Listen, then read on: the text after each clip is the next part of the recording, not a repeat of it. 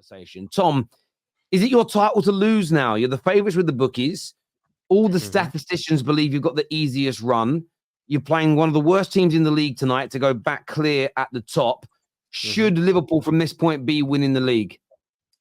I think it would be disappointing if we didn't. So, by that logic, yes, we probably should be. I don't agree with the idea that we've got the easiest running. No, I do think that maybe Arsenal's is hard. I'm not saying ours is easier than Arsenal's, but I think City's, both of ours are harder than City's because City's games come at the right times. Ultimately, I think both us and Arsenal, we've got a couple of really good teams to play away from home, and Arsenal have a horrible little section if they get into the Champions League semi-final. But Tom, can you name these teams? Because I feel like you're the teams that we've got to play. United away, Everton away, Fulham away, Villa away, and arguably Tottenham at home. But I don't think home games should count because you should just win them. But if you want to count Tottenham, yeah, go for it. No, I wouldn't count Tottenham for you as well. You're at home. You shouldn't be considering that game tough. Not good enough. As a team that's battling for the title and like supposed to be like ahead of this race, Fulham away, you shouldn't be worrying about those games. Fulham away, Fulham beat you lot. Fulham beat you lot on Arsenal. Aston Villa beat Arsenal. We're not in your position. Grounds to go to. The tough grounds to go to. But Fulham are also a team that just got pumped 3-1 by Nottingham Forest yesterday. Yes, but Fulham, you're acting like that was away. I'm on about Fulham at Craven Cottage. They've had a good season there. They got a draw against us earlier this season. They've beaten Arsenal this season. They've had a number of good results at Craven Cottage. Why we act like Fulham away? It would not be a potentially tough game. I'm just saying, as Man City aren't going to be because you're saying you've got an Man City have got an easier running than you, but Man City have those similar fixtures, but they just don't look at those games, and you wouldn't look at those games as tough for Man City. You're just trying to make it seem a bit tougher for yourself. Right. And so Liverpool's running is a bit harder, and we know that Liverpool's running is far easier than Arsenal's and probably Man City's. You guys are just trying to build it up to be something that it isn't. The Everton team that you're playing right now is a team that's scraping above the relegation, have been poor all season. I get they're your rivals, so look, you can build it up in that sense and say, look, but this is still Everton. You guys beat them pretty much every season. It's not going to be anything different. I agree, George. You know what Liverpool fans have done that's clever as well? We've been talking about each team's running since before Arsenal played Man City. So now that Man City have played Villa and played Arsenal, now we're going, now the run's easier. But you're skipping those two really tough games they've just had on paper. Villa are a decent team, fourth in the league, and Arsenal. That's part of their last 9-game running. So you can't discount games that have gone. I've counted, but I look at City's running. If we include Villa, I'd say Villa at home is a tough game for them. I'd say Tottenham away is definitely a tough game, and Fulham away. And Brighton. You don't just want the accolades of being the best team in England. You want the underdog story too, don't you? You want to still be. You lot love being the underdogs, don't you? Well, it's a tag that's going to be given to us considering the injury crisis we've had. I'm more than happy to own that. More than happy to own that. Oh, hold on a minute. How are you underdogs? You're Liverpool. You're Liverpool Football Club. Are you not one of the biggest football clubs in England? George, when did you have are you not the same? No, wait, give me a second. Are you not the same team that has talked about this is the Pep and Klopp era? How can you be an underdog? It's the Pep and Klopp era. This is your era. The only underdog is Arsenal. Liverpool knows how to win. Liverpool knows how to win, right? That's what you guys say all the time. You know how to win. We're one of the biggest clubs. We have, plenty of trophies. We have 6 Champions League. We have Klopp, who is the second best, or arguably. No, Liverpool fans say he's the best manager in the world. They all say he's better than Pep, but he's an underdog. I don't get it. You know something about Liverpool. Where did you have us finishing the season then? The thing about Liverpool. Irrelevant now. It's irrelevant now, but to be in the position that you're in, you have to be somewhat of an underdog if you weren't expected to win. You have performed better, but then we are all going to keep the same logic as we kept last year for Man United when we weren't expected to be in the top 4, and then we were in and around it, and we had to maintain it because the expectations changed. Arsenal weren't even predicted to make the top 4 by most rivals, but everybody, including you, Mr. Little, sat there and said they're now expected to win the league. Expectations change. You can't have a different logic a year later for your team.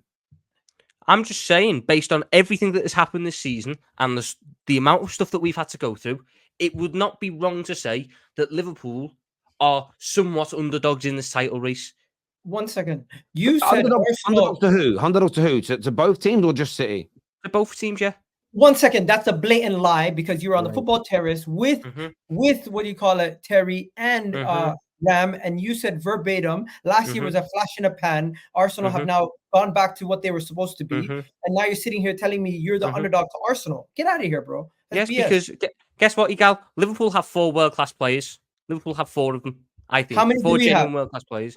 I think you have probably 2. I'd say you have 2. How you have more world-class players than us? Let me finish my point first, man. Let me finish my point first. We have 4 world-class players. Since January, we've missed 3 of them for about 3 months each.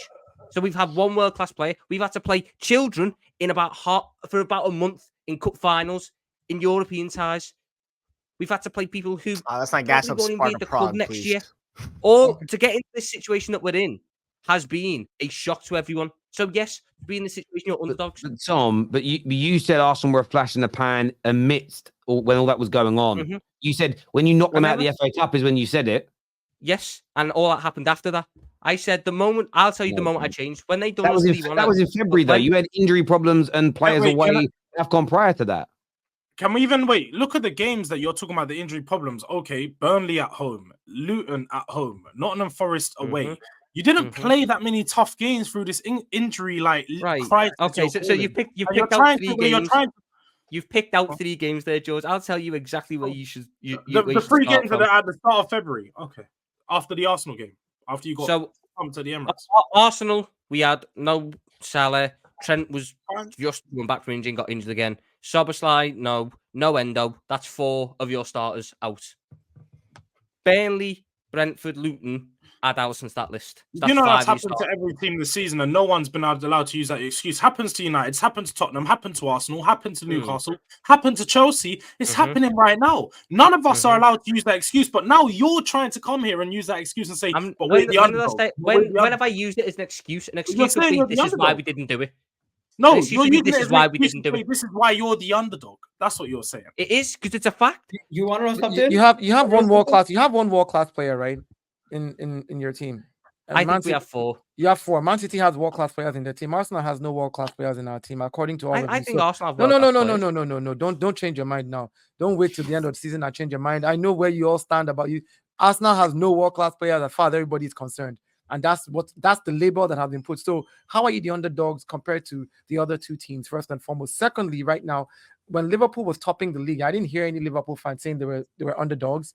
They were like, yeah, even with our little kids, we're at the top of the league. With our little kids, we won a trophy. But our club has a system that works. Drop anybody in that system, and we're going to win. That's what I heard. So you know what it is? So how are you the underdog all of a sudden? What did you want to hear at that point? I'm just saying, how are you the underdog, right? Just own the fact that you're a good team. You're challenging for the title, and you're in the race. Just own it. You have a world class manager. By the way, has everyone just forgot the part where I said yes, we should win at this point, and if we don't, it's a failure? Okay, I've said that. Fair enough, but this is what I'm asking you to tell me. How is it that you have one of the best center backs in Premier League history in Van Dijk, one of the best goalkeepers in ability, one of the best right wingers in Premier League history? You have one of the best managers in the Premier League in the last however many decades, and you want to sit here and play the underdog. Just own it. You're one of the best teams. You have one of the best players. You've been performing well the whole season. And at this point, if you're saying you should go on and win it, then when we ask you with the 2-point lead with 9 games remaining, are you the favorites? And you sit there and say, "Oh, we're not the favorites." That's kind of like playing it down. Well, fine. Yes, we're the favorites because we're ahead with 9 games to go.